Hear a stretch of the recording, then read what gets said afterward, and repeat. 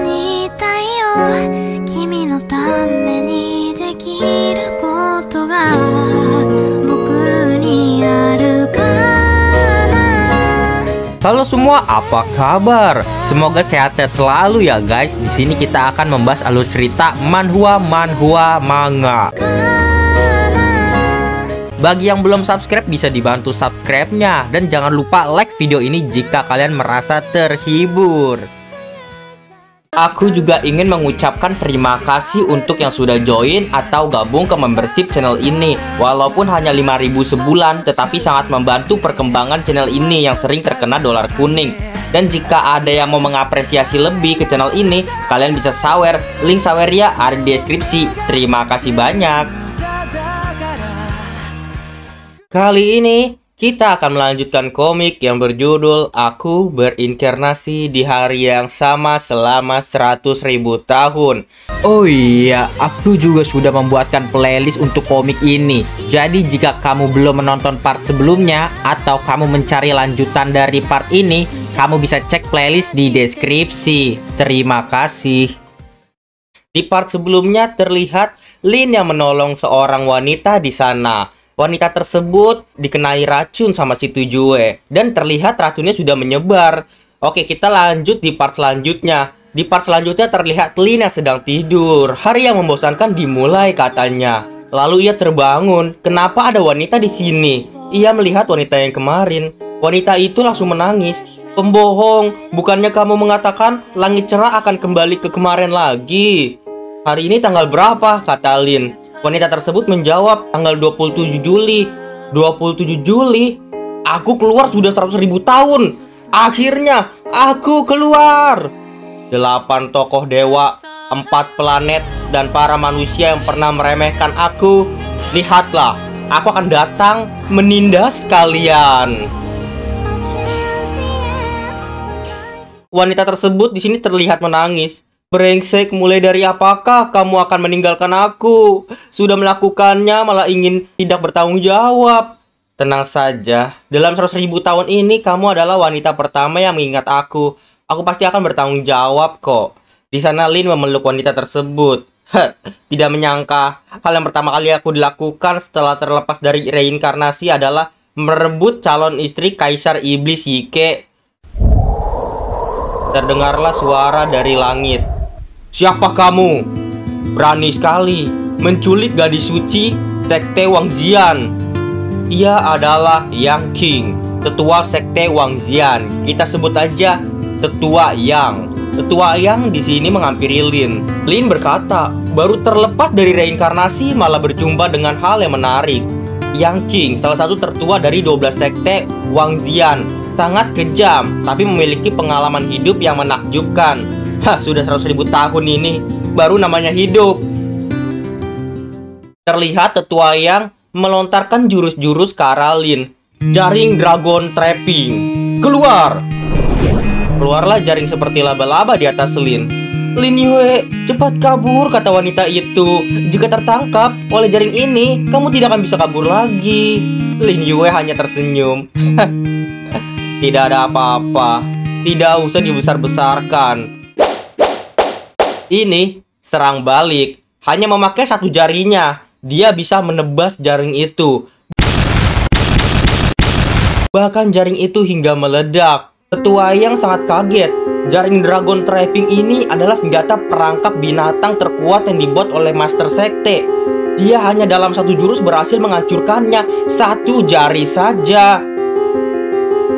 Gadis suci, jangan takut ya. Aku datang untuk menolongmu kok. Di sana terlihat tetua Yang ingin melawan Lin. Yang King, apakah kamu ingin mengetahui keberadaan ayahmu? Kata Lin. Dia menyuruhku untuk menyampaikan padamu sudah 10 tahun. Dia sudah tidak membencimu lagi. Apa? Sial, siapa kamu? Kenapa bisa mengetahui keberadaan dia? Jika kamu ingin mengetahuinya, lindungi aku kembali ke Sekte Wangzian ya. Hah? Apa yang kau mau? Kau tidak perlu tahu. Terlihat di Sekte Wangzian berjumpa dengan tetua Yang. Mereka semua murid-murid di sana memberikan salam kepada tetua Yang. Lalu Lin lewat di sana. Semua orang pada tidak suka dengan Lin. Orang ini sombong sekali sih. Berani sekali dia berjalan di depan tetua yang pasti sama seperti si Tujue, hanya bisa berlagak dia. Lin berkata kepada Yang, "Hukum 3 orang ini." Orang-orang ini langsung tersenyum.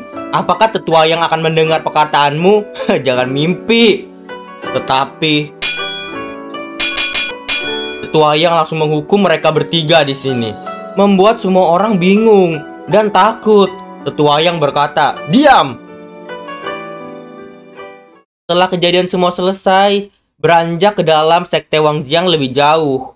Sekarang kamu bisa mengatakan apa tujuan kamu datang ke sekte Wangjian? Lin berkata, "Aku ingin berjumpa dengan ketua sekte kalian, yaitu Qinji." Kamu hanya tahap awam. Ketua sekte belum tentu mau berjumpa dengan kamu. Iyakah? Ketika Lin langsung mengelus kepala dari wanita kecilnya. "Kamu pulang dulu deh. Sisanya biarkan aku yang menyelesaikannya ya." Setelah wanita kecilnya pulang, Lin berkata dengan tetua Yang, "Kamu menyampaikan perkataan ini kepada dia. Pasti dia akan mengundang aku masuk ke dalam. Kombinasi saluran ajaib. Bukan terlebih dahulu kombinasi 8 saluran. Lalu membutuhkan keseimbangan yin dan yang. Pertama melatih darah, lalu memurnikan tulang. Maka semuanya akan berhasil." Setelah mendengarkan itu, tetua Yang akhirnya menyampaikannya kepada ketua sekte Qinji. "Baiklah, aku akan menyampaikan kepada ketua sekte ya. Aku akan menunggu." Tapi di kejauhan terdengar suara, "Kakak seperguruan, hati-hati!" Terlihat di sini ada seorang yang lagi bertarung. "Hei, kalian sedang latihan pedang ya?" kata Lin. Murid di sana kaget. Dia yang tadi kan bersama tetua Yang. Lin berkata, "Jangan takut, aku bukan orang jahat kok. Sini, temani aku ngobrol." Semuanya tidak mau menemani Lin ngobrol karena ketakutan. Lalu setelah itu ada wanita di belakang mereka. Wanita itu berkata, "Siapa dia?" Aku siapa? Bagimu tidaklah penting. Yang paling penting, tadi sepanjang jalan aku melihat jurus Tianyan Sword tahap terakhirmu." "Sudah salah." "Apa? Kenapa kamu bisa mengetahuinya?" "Niat adalah yang utama. Lalu rupa dan terakhir adalah kekuatan. Niat pedang akan mengendalikan pedang. Badan pedang mengendalikan kekuatan. Dan kekuatan pedanglah yang membunuh lawan." "Apa? Bagaimana kamu tahu?" "Setelahnya apa?" Lin menjawab, Setelahnya ya. Setelahnya aku bisa mengajarimu ilmu pedang nanti. Namun beberapa hari ini bahuku sedikit sakit. Kamu tahu apa yang kumaksud kan?" Lalu wanita berambut hijau tersebut memijat bahunya Lin.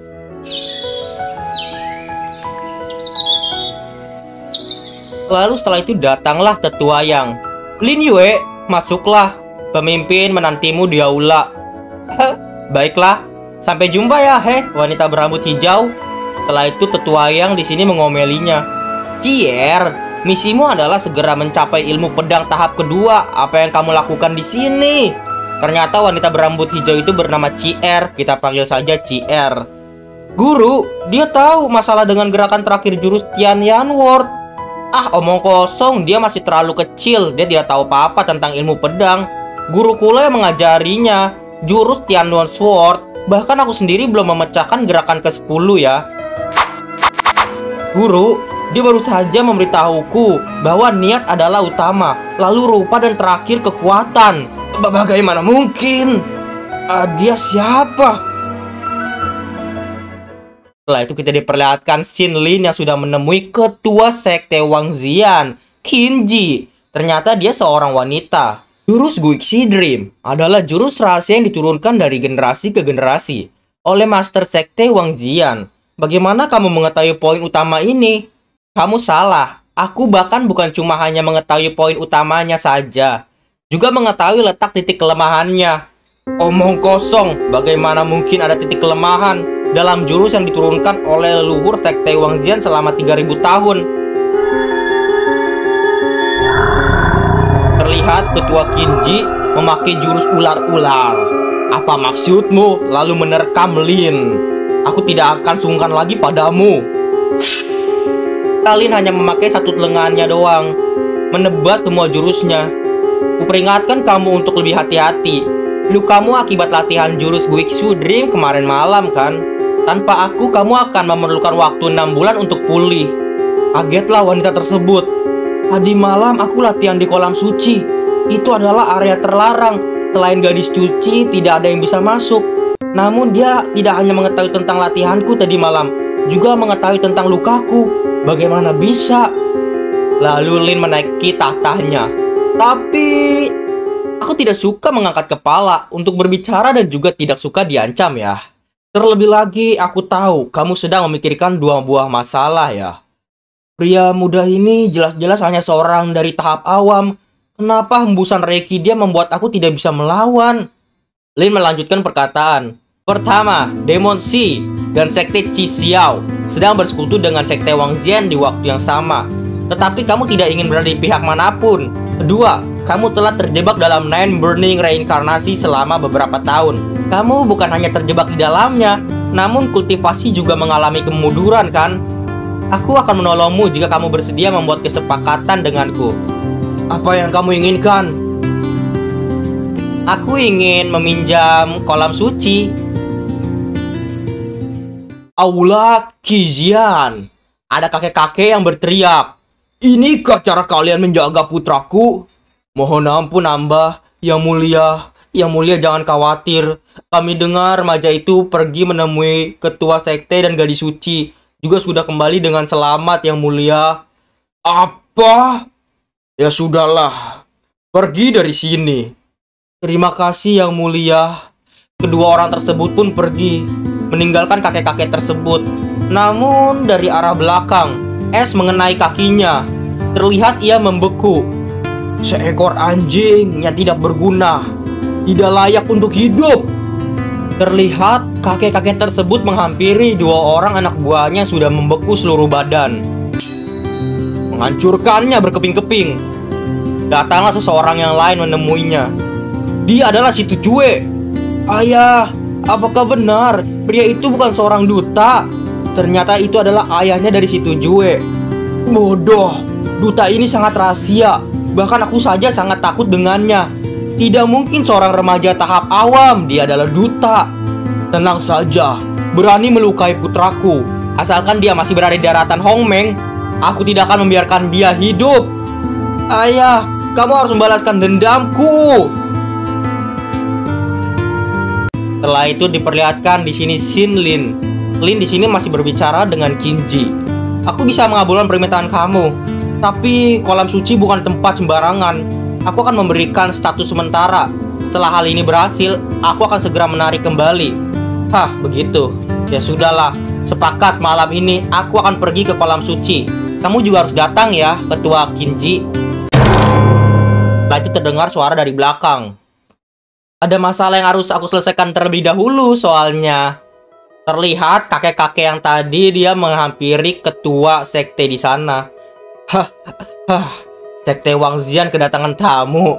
Apakah aku sudah melewatkan sesuatu? Kata kakek-kakek tersebut.